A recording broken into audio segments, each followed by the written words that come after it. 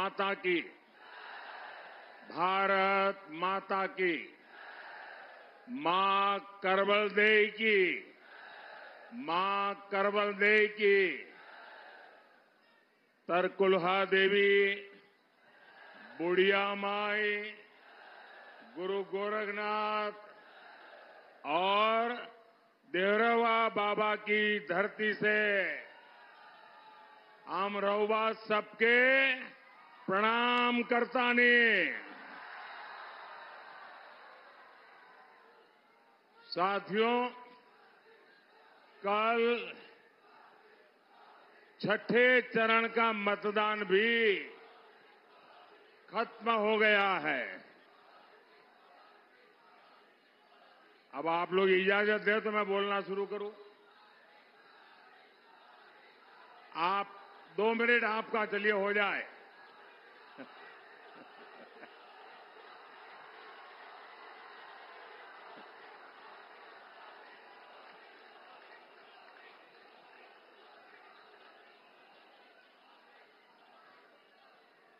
ये इतना प्यार, इतना जुस्सा, ये आपका प्यार मेरे सर आंखों पर दोस्तों।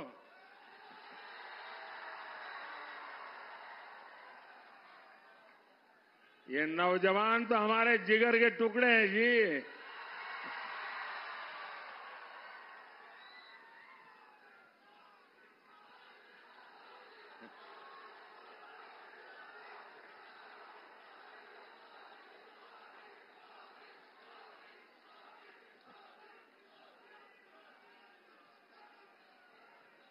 छठे चरण में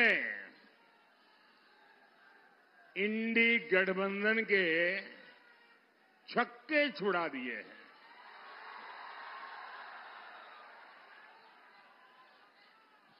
अब 7वें चरण में इंडी वालों पर पूर्वांचल का प्रहार होगा और पूर्वांचल का प्रहार जिस पर हुआ वो मैदान से भी बाहर जाकर गिरता है। आपका उत्साह एक ही बात कह रहा है, फिर एक बार, फिर एक बार, फिर एक बार, फिर एक बार। साथियों, 4 जून 2024 ये तारीख भारत का भविष्य तय करने जा रही है। अमृत काल के संकल्प, विकसित भारत का निर्माण,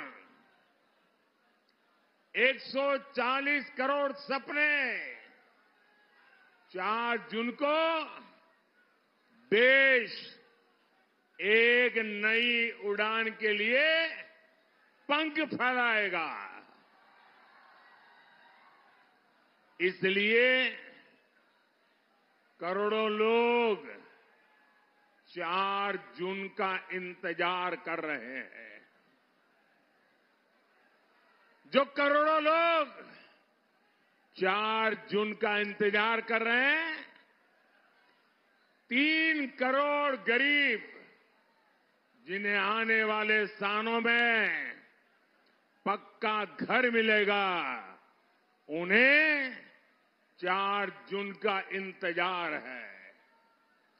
70 साल की उम्र से ऊपर के वो बुजुर्ग जिन्हें अब 5 लाख रुपए का मुफ्त इलाज मिलेगा, उन्हें 4 जून का इंतजार है। वो करोड़ों युवा जिन्हें मुद्रा योजना से अब 20 लाख रुपए की मदद मिलेगी, उन्हें 4 जून का इंतजार है। स्वयं सहायता समूह से जुड़ी 3 करोड़ बहनें जब लखपति दीदी बनेगी, उन्हें 4 जून का इंतजार है। देश के करोड़ों लोग जिन्हें पीएम सूर्यघर योजना से मुफ्त बिजली मिलेगी, उन्हें 4 जून का इंतजार है। देश को पता है 4 जून से ही भारत के तीसरी बड़ी अर्थव्यवस्था बनने का काउंटडाउन शुरू हो जाएगा और दुनिया की तीसरी बड़ी अर्थव्यवस्था बनने का मतलब है हर भारतवासी के पास आगे बढ़ने के ज्यादा मौके, हर भारतवासी के पास अपनी आय ज्यादा बढ़ाने का मौका। 4 जून को बुढ़वा मंगल के दिन हनुमान जी के आशीर्वाद से भारत की एक मंगल यात्रा की नई शुरुआत होगी। साथियों, देश की प्रगति से बांस गांव के लोग, देवरिया के लोग खुशियों से भरे हुए नजर आ रहे हैं। लेकिन कुछ ताकतें ऐसी भी हैं जिन्हें भारत की प्रगति से पेट में दर्द हो रहा है। ये लोग 4 जून को लेकर अलग ही सपने देख रहे हैं।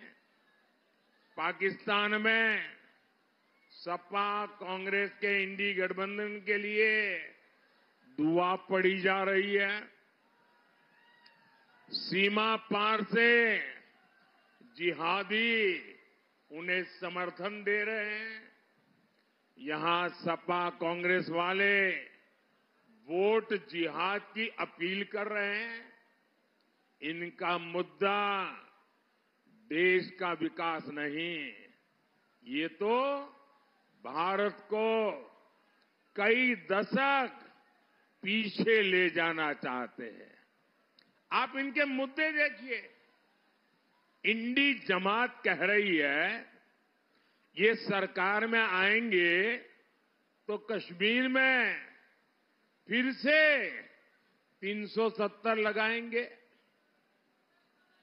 ये बंटवारे के पीड़ितों को नागरिकता देने वाला सीएए कानून रद्द करेंगे। आप मुझे बताइए ये किसका एजेंडा है?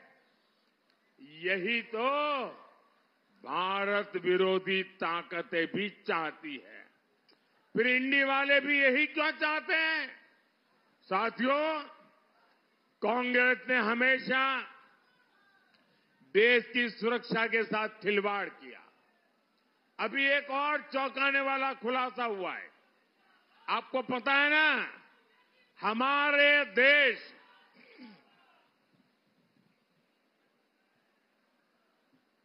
इतनी मात्रा में नौजवान है, तो जरा ये बड़ा महत्वपूर्ण मुद्दा मैं आज आपको बताने जा रहा हूं। मीडिया वालों के लिए भी नया होगा।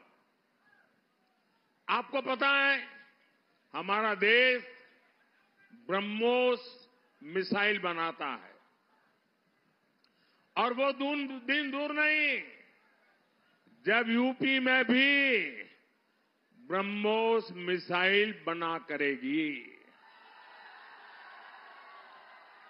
और ब्रह्मोस मिसाइल ऐसी है जिसका खौफ दूर दूर तक है। दुनिया के कई देशों में ब्रह्मोस मिसाइल की मांग रही है, लेकिन कांग्रेस को ये भी पसंद नहीं आया।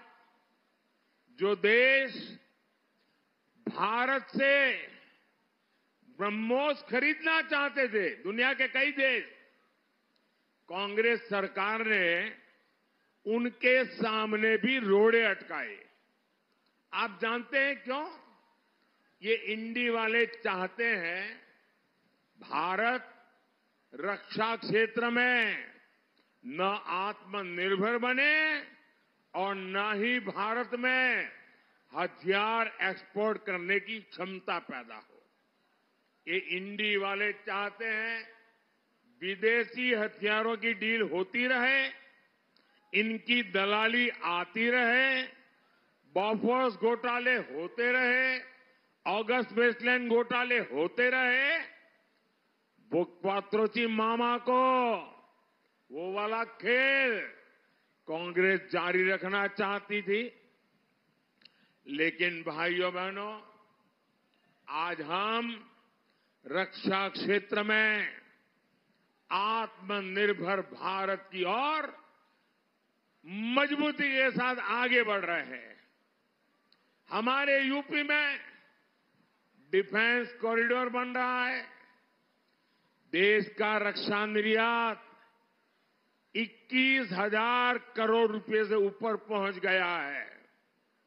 अब आप बताइए, देश में डिफेंस कॉरिडोर बनाने वाली सरकार होनी चाहिए या दिवाली वाली,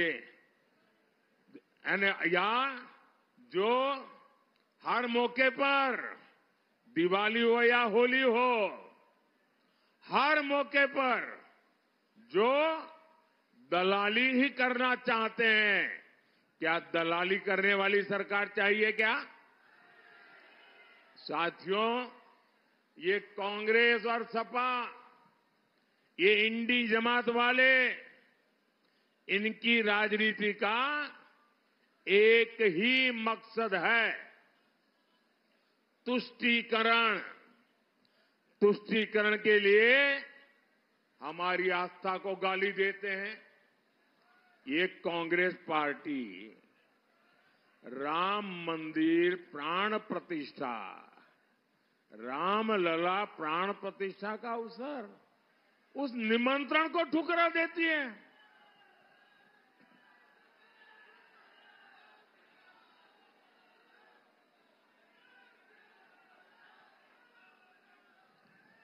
इंडी जमात वाले राम मंदिर को अपवित्र कहते हैं।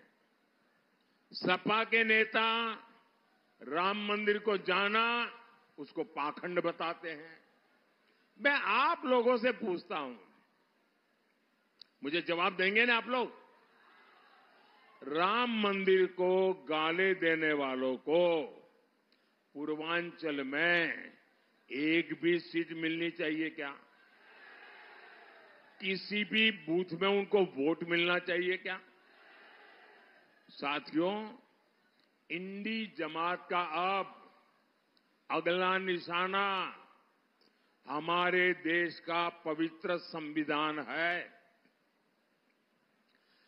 बाबा साहब आंबेडकर ने धर्म के आधार पर आरक्षण का विरोध किया था, लेकिन ये लोग क्या कर रहे हैं? कर्नाटका में कांग्रेस ने पिछड़ों का आरक्षण रातों रात मुसलमानों को दे दिया। बंगाल में टीएमसी वालों ने फर्जी ओबीसी सर्टिफिकेट बनाकर पिछड़ों का आरक्षण लूट लिया, मुसलमानों को दे दिया। यूपी में सपा उसी टीएमसी का प्रचार कर रही है। भाइयों बहनों, मैं मेरे दलित, मेरे पिछड़ा समाज को याद दिलाना चाहता हूं। 2012 में सपा ने अपने घोषणा पत्र में लिखा था कि मुसलमानों को दलितों के बराबर आरक्षण मिलना चाहिए। इंडी जमात इसके लिए संविधान बदलना चाहती है। मैं इनसे सवाल पूछता हूं तो ये मोदी को गाली देते हैं। धर्म के आधार पर आरक्षण का विरोध मोदी डट करके कर रहा है। विरोध होना चाहिए कि नहीं होना चाहिए? आप मोदी को साथ देंगे कि नहीं देंगे? क्या धर्म के आधार पर अब देश को बंटने देना चाहिए? फिर से देश के टुकड़े होने देना चाहिए? दलित पिछड़ा के आरक्षण की लूट रुकनी चाहिए या नहीं रुकनी चाहिए? साथियों, सपा केवल अपने परिवार का कुंडमा बचाने के लिए चुनाव लड़ रही है। यही सपा का चरित्र है। आप याद करिए, सपा का वो जंगल राज, बहन बेटियों का घर से निकलना मुश्किल था। मां बाप मजबूर होकर बेटियों का स्कूल कॉलेज छुड़वा देते थे। व्यापारी इसी खौफ में जीते थे, अब कौन गुंडा फिरौती मांग ले, कब किसका प्लॉट कब्जा हो जाए, कब किसका खेत चला जाए। सरकार की जमीन तक पर माफियाओं ने महल खड़े कर दिए थे।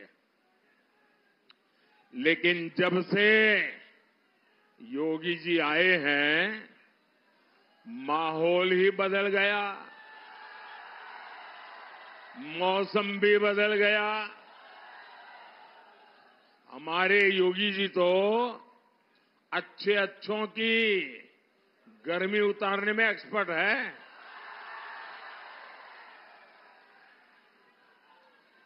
अब माफियाओं की मौज खत्म हुई है। उनके महलों की जगह गरीबों के लिए घर बन रहे हैं। यही बीजेपी में और इंडी जमात के बीच में इतना बड़ा फर्क है। साथियों, आज यूपी के लोग गर्व से कहते हैं कि हम यूपी से हैं, सिरा तान करके बोलते हैं। यूपी अब बाकी राज्यों से केवल बराबरी कर रहा है, इतना नहीं, अनेक राज्यों से मेरा यूपी आगे निकल रहा है।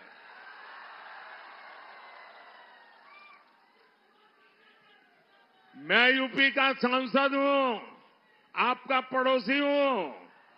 मुझे गर्व हो रहा है कि आज मेरे यूपी में देश के सबसे ज्यादा एयरपोर्ट वाला राज्य मेरा यूपी है।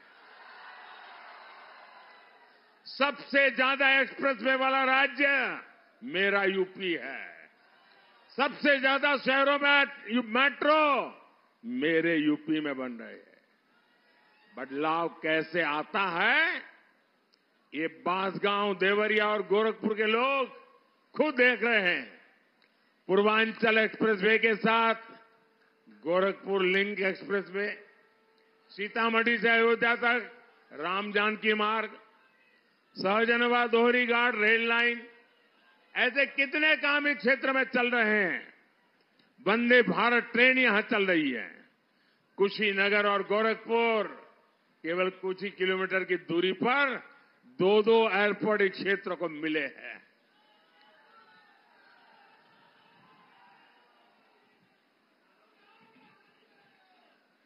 अच्छी स्वास्थ्य सेवाओं के लिए गोरखपुर में नया एम्स खुला है।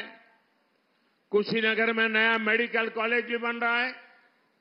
10 साल के भीतर ये विकास कार्य, लंबी लिस्ट है, लेकिन मोदी तो कहता है ये तो अभी ट्रेलर है, ट्रेलर। अगर ट्रेलर इतना शानदार है तो आने वाले 5 साल कितने मजबूती से देश को ऊपर ले जाएंगे, आप अंदाज लगा सकते हैं। भाई और बहनों, पिछली सरकारों के शासन में यहां किसानों का बहुत नुकसान हुआ। अधिकांश चीनी मिलें बंद हो गई, किसानों को गन्ने की खेती छोड़नी पड़ी। हमारी सरकार सपा के इन गड्ढों को भी भरने का काम कर रही है। हमने गन्ने के लिए एफआरपी बढ़ाया है। गन्ना किसानों का हजारों करोड़ रुपए का बकाया चुकाया है। बांसगांव, देवरिया के किसानों को पीएम किसान सम्मान निधि के भी 1,500 करोड़ रुपया मिले हैं। साथियों, 1 जून को आपका वोट बांसगांव, देवरिया और देश का भविष्य बनाएगा। आपका एक एक वोट सीधा मोदी के खाते में जाएगा।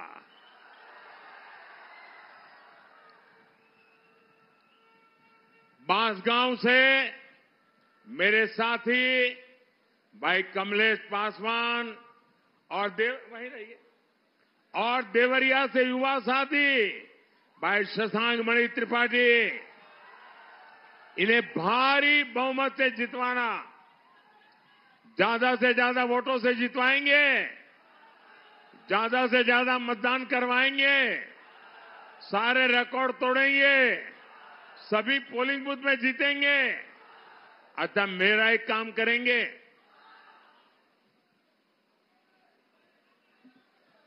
बड़े कमाल के लोग हो यार,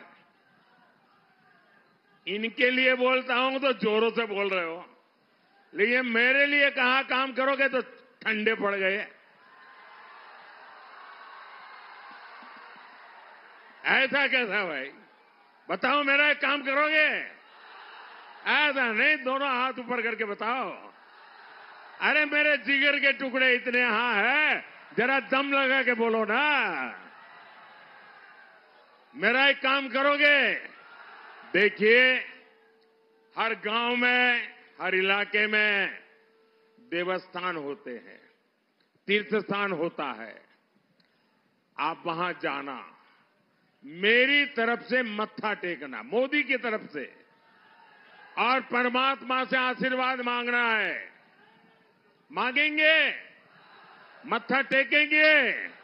मोदी के लिए आशीर्वाद नहीं चाहिए, मोदी के परिवार के लिए आशीर्वाद नहीं चाहिए, विकसित भारत बनाने के लिए आशीर्वाद चाहिए।